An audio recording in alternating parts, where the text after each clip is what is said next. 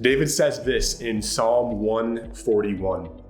O Lord, I call upon you, hasten to me. Give ear to my voice when I call to you. Let my prayer be counted as incense before you, and the lifting up of my hands as the evening sacrifice. Look how urgently David is praying. Lord, I need you to hear me out on this. I have to know that you're listening. Here's his prayer, verse 3. Set a guard, O Lord, over my mouth. Keep watch over the door of my lips. David's praying for protection, but he's not pointing outwards. He's not saying, Lord, protect me from the things and people that are out there.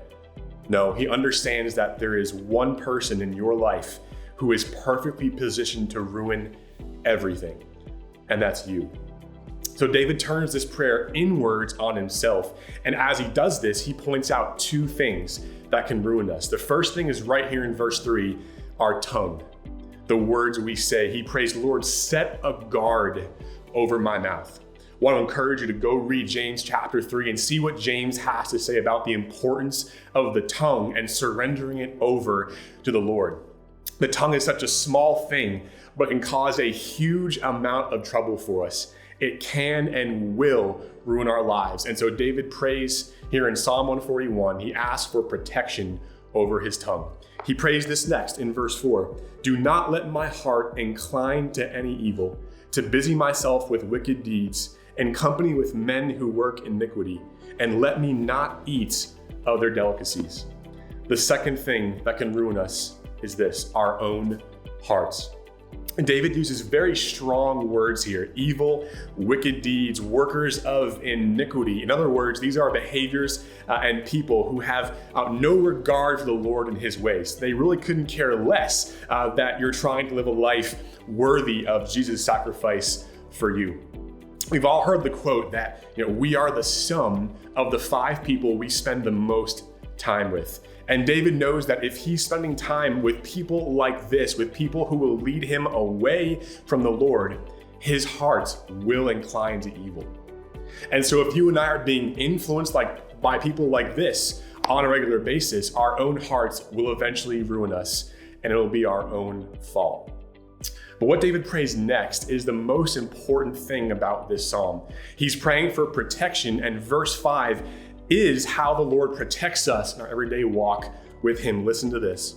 Let a righteous man strike me. It is a kindness. Let him rebuke me. It is oil for my head. Let my head not refuse it. This is the Lord's protection plan for you. A righteous rebuke will save you from ruin, right? David says it's a kindness, it's oil for my head. In that time period, oil would help them clean up, freshen up, and smell great. He also prays, Lord, let my head not refuse it. In other words, please don't let me say no to this. Paul writes this in 2 Timothy chapter 3, verse 16. All scripture is breathed out by God and profitable for teaching, for reproof or rebuke, for correction, and for training in righteousness. So here's my question to you today.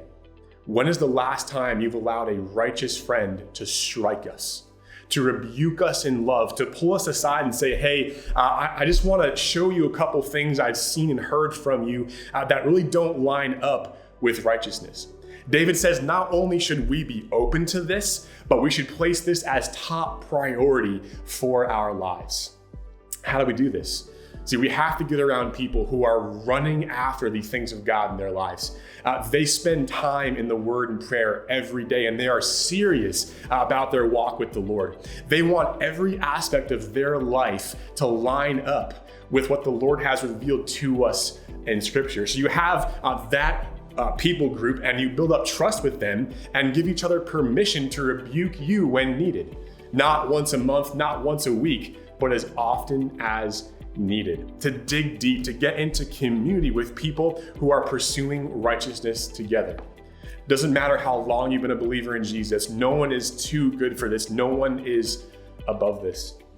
So my prayer for you today is that you would look to the Lord with people who are committed to your good. That you would never experience ruin in your life, but instead you would get into community that places a high value on a righteous rebuke.